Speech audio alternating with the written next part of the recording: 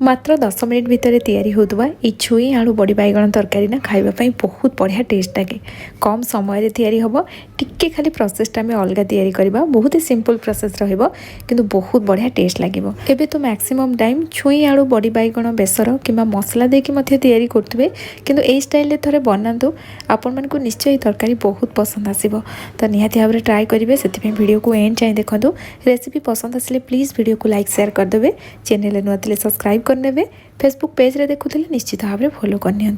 चलतु स्टार्ट करवा आज रेसिपी। ये तरकारी तैयारी करने ये मो छुई आलू बड़ी बैगण नहीं। प्रथम आलू को भल भाव में धोइला तापर मुझे चोपा रखिकी एमती पतला पतला काटी। आपड़ चाहिए चोपा छड़े आलू को काटी पारे। बैगण को सेमती पतला पतला करके काटिबा ता सहित छुई को काटी नबा। एबे ये तरकारी पई आमे मसला तैयारी करबा सेति गोटे बड़ साइज रो प्याज को स्लाइस रे मु काटिदेली ग्राइंडर जार ऐड करबा ता सहित रसुण अदा धनिया पत्रर डेम्फ नहीं जावा। यह आम पल्स मोड रे 2 ରୁ 3 थर ग्राइंडिंग करवा। एमती छेचा मसला टाइप आम रेडी करवा पूरा चिकन करके बाटवानी। एपटे मु प्रेसर कुकर बसई देइथिले प्रथमे बड़ी को भाजिकी बाहर कर नबा। आम आज प्रेसर कुकर रे तरकारी तैयारी करवा कम समय रे तैयारी होबो ता सहित खाइबा पई मध्ये बहुत बढ़िया टेस्ट लागिवो। तो एठी मु जो तेल रही गला ना बड़ी भाजतिले बस सेही तेल रे पंच फुटण पकई देली आ तेजपत्र या टिके समय भाजिला परे जेमती फुटणटा हमर फुटी जिवो तापर आम जो छेचा मसला रेडी करते ताकू ऐड करवा। गैस रो फ्लेम लो रखिकी मसला को आम भाजवा।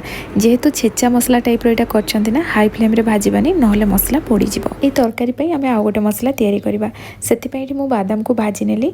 एटा भल भाव में भाजी होला परे आम ठंडा कर दबा तार चोपा बाहर करी ग्राइंडर जार ऐड करवा। एथिरे हाफ छोटा चामच हळदिया सोरिष पकेबा ता सहित गोलमरिच दे एथिरे पानी दे देबा। या को फाइन पेस्ट करके नै आसीबा।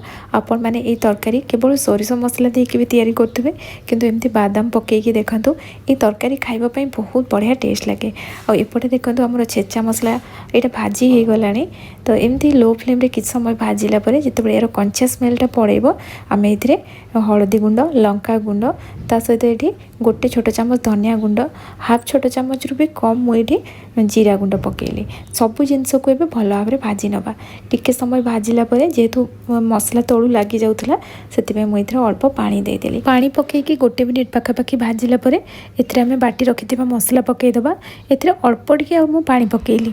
याकू आमे लो फ्लेम करके किछ समय कसी दबा। प्रथमे हाई फ्लेम रे दबा टिके पानीटा ड्राई हे गला परे लो फ्लेम करके मसला को आमे भल भाव में कसिबा जेमती बादाम रो जो कंचा स्मेलटा थाए ना सेटा रहबनी। मसला कसिबा भितरे जदि मसला तळु लागी जाउछि ताले अल्प टिके पानी देई मसला को कसिबे। जेहेतु एथिरे बादाम पकेइछंती मसला तळु टिके एमती हल्का लागिबो किंतु कंटिन्यूअसली जदि ताको चलाउथिबे मसला तळु लागिबनी। मसला बहुत बढ़िया से कसी होला परे एथिरे छुई आलू बैगण आमे पकेई दबा ता सहित स्वाद अनुसार लुण देई मसला सहित याकू भल भाव में मिक्स करनबा। सब जिनस भल भाव में गोळेला परे एथिरे मो कवर लगे देइथिली और मझिरे मझिरे ओपन करके मु याकू चलाउथिली। 2 ରୁ 3 मिनिट मसला सहित ये छुई आलू बैगण को आमे कसी नबा। तापर एथिरे आमे पानी दे दबा। तरकारी झोल जेतिकी रखिया पई चाहुचंती से अनुसार पानी दे देबे किंतु तरकारी रा अधिक पानी देबेनी नहले तरकारी पानी चिया लागिबो खाइबा पई एते भलो टेस्ट लागिबनी।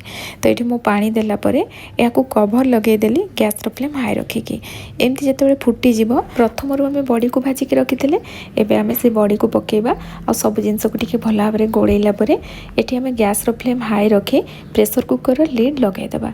हाई फ्लेम रे एमती गोटे हुइसिल आसिला परे गैस रो फ्लेम बंद कर दबा। प्रेशर कुकर रो गैस ऑटोमेटिक रिलीज होबा पे आमे छाड़ दबा।